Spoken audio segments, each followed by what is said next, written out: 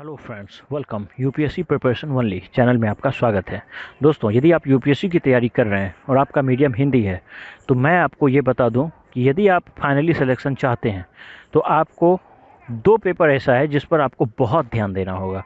यदि आप इस दो पेपर को बहुत अच्छा करके रखते हैं और उस पर अच्छा खासा आप राइटिंग प्रैक्टिस किए हैं तो यकीन मानिए आप ज़रूर कम्पीट करेंगे, आज नहीं तो कल। और वो दो पेपर है आपके लिए फोर्थ पेपर, यानी एथिक्स का जो पेपर है वो आपका बहुत ही बड़ा आधार है अगर आप हिंदी मीडियम के स्टूडेंट्स हैं तो। और इसके साथ साथ ऑप्शनल का पेपर, ऑप्शनल के पेपर में और एथिक्स के पेपर में हिंदी मीडियम के स्टूडेंट्स को सबसे ज़्यादा मार्क्स आने की संभावना रहती है, क्योंकि जो हिंदी मीडियम के स्टूडेंट्स होते हैं उनके साथ भाषाई प्रॉब्लम बहुत ज़्यादा होती है सेकेंड पेपर और थर्ड पेपर में। फर्स्ट पेपर में ऐसा, ये मैं खुद अपने मन से नहीं बता रहा हूँ, मैं जो भी बता रहा हूँ ये आंकड़ा यही बताता है कि जो हिंदी मीडियम के स्टूडेंट्स होते हैं उनको फर्स्ट पेपर में ठीक ठाक मार्क्स रहता है, लेकिन सेकेंड पेपर और थर्ड पेपर में बहुत ही कम मार्क्स रहता है। इंग्लिश मीडियम वाले स्टूडेंट्स की तुलना में 50-50 मार्क्स का अंतर आ जाता है। और फोर्थ पेपर में वो बहुत अच्छा परफॉर्म कर पाते हैं, इंग्लिश मीडियम के स्टूडेंट्स को compete कर पाते हैं, यानी कि उसको बहुत इंग्लिश मीडियम के स्टूडेंट से एक तरह से वो टक्कर ले पाते हैं फोर्थ पेपर में। और बहुत ऐसा कंडीशन बना है, बहुत से ऐसे यूपीएससी में क्वालिफाइड स्टूडेंट्स हैं जिनका मार्क्स इंग्लिश मीडियम के अच्छे मार्क्स से, टॉपर्स सबसे बहुत ज़्यादा है एथिक्स के पेपर में। तो अपने एथिक्स पेपर को यदि आप बहुत अच्छा बनाने की कोशिश करते हैं और अपने ऑप्शनल पेपर पर बहुत ध्यान देते हैं तो यही आपके यूपीएससी में compete करने की कुंजी है, की है। इसको कुंजी इसीलिए मैं बता रहा हूँ कि आप सेकेंड पेपर में जो भी कंटेंट है और थर्ड पेपर में जो भी टॉपिक है उस पर कितना भी आप ध्यान दे दें, कितना भी आप उसके लिए मेहनत कर लें, लेकिन आप बहुत ज़्यादा उससे फल नहीं पा सकते हैं, बहुत अच्छा अंक आपको नहीं मिलेगा, ये आंकड़ा बता रहा है। और यदि आप अपने फोर्थ पेपर पे और अपने ऑप्शनल पेपर पे बहुत ज़्यादा ध्यान देते हैं, उसके लिए बहुत प्रैक्टिस करते हैं, राइटिंग प्रैक्टिस करते हैं, तो लगभग समान आंसर लिखने के बाद भी, यानी इंग्लिश मीडियम का जो स्टूडेंट्स है लगभग कमोबेश वैसा आंसर लिखने वाला जो हिंदी मीडियम का स्टूडेंट्स होता है उसको उससे भी ज़्यादा मार्क्स मिल सकता है। तो इस वजह से मैं आपको ये सलाह देता हूँ कि आप अपने फोर्थ पेपर और ऑप्शनल पेपर को बहुत ही मजबूत बनाएं, उस पर अपना बहुत ज़्यादा ध्यान दें। और सेकेंड पेपर और थर्ड पेपर जो बदला हुआ जो आज का परिदृश्य है वो बहुत हद तक करेंट है, तो करेंट को आप अच्छा करते रहें। अगर साइंस टेक भी है तो वो कहीं ना कहीं करेंट से जुड़ा है, इकोनॉमिक्स ही है तो वो भी कहीं ना कहीं करेंट से जुड़ा हुआ है, या और इससे जैसे एनवायरनमेंट हो या डिजास्टर मैनेजमेंट हो या ऐसी जितनी भी सारी टॉपिक्स हैं वो सारा कहीं ना कहीं करंट से ही कनेक्टेड है। तो इस वजह से आप यदि अपने करंट को अच्छा करते रहें और मोटा मोटा बेसिक्स आप जान रहे हैं तो सेकंड पेपर थर्ड पेपर उसमें आप बहुत आराम से ठीक ठाक मार्क्स जो औसत मिलता है उतना ला सकते हैं। हालांकि ऐसा नहीं कि इंग्लिश मीडियम वाले स्टूडेंट्स को सेकंड और थर्ड पेपर में बहुत अच्छा मार्क्स मिल जाता है, ऐसा नहीं है, मिलता दोनों को कम है।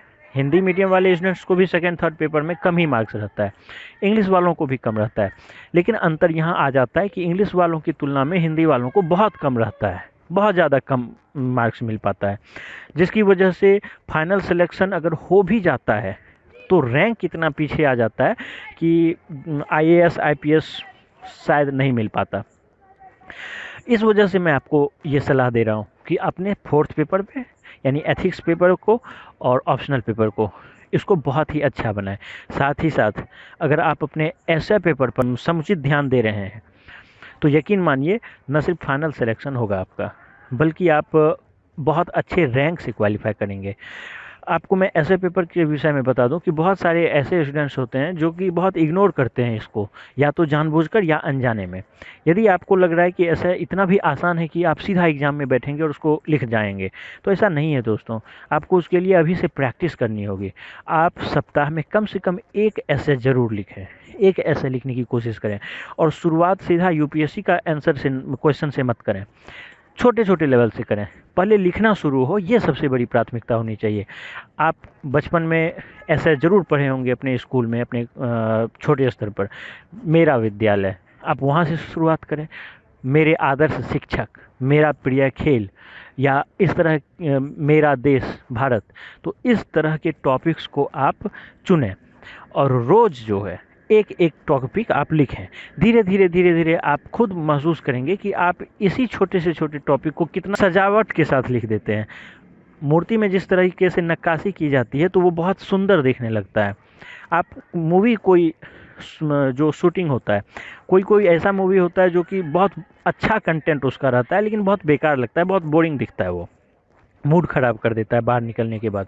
और कोई मूवी ख़राब कंटेंट पर ही बनता है, उतना इंटरेस्टिंग टॉपिक नहीं है, फिर भी उसको बनाया ही इतने अच्छे से जाता है, इतना अच्छे तरीके से उसको डायरेक्ट किया जाता है कि बहुत मज़ा आ जाता है उसको देख के। तो ये जो राइटिंग प्रैक्टिस है ये भी हम लोगों के लिए एक हम लोगों का गुण है। अगर आप जितना ज़्यादा ये करेंगे उतना ही ज़्यादा आपको अच्छा फ़ायदा मिलेगा, आपका जो राइटिंग स्किल्स है वो डेवलप होगा, आप उसको बहुत तरह तरह से सजा सकते हैं। तो मैं आपको ऐसे की बात बोल रहा था, तो वो ऐसे यही है। यदि आप रेगुलर लिखेंगे तो ऐसे में भी आप इस तरीके से ऐसे लिखना शुरू कर देंगे समय के साथ कि बहुत ही अच्छा वो बन जाएगा, मतलब देखने में काफ़ी अच्छा लगेगा, वो जो पढ़ेगा उसको अच्छा लगेगा। तो फाइनली मैं यही बताऊं कि ऐसे पे आपको ध्यान देते रहना है, साथ ही साथ अपने फोर्थ पेपर और अपने ऑप्शनल पेपर, इस दो पेपर को बहुत ही मजबूत बनाना है, यानी कि बार बार राइटिंग प्रैक्टिस करके उसको बहुत ही अच्छा बनाना है आप।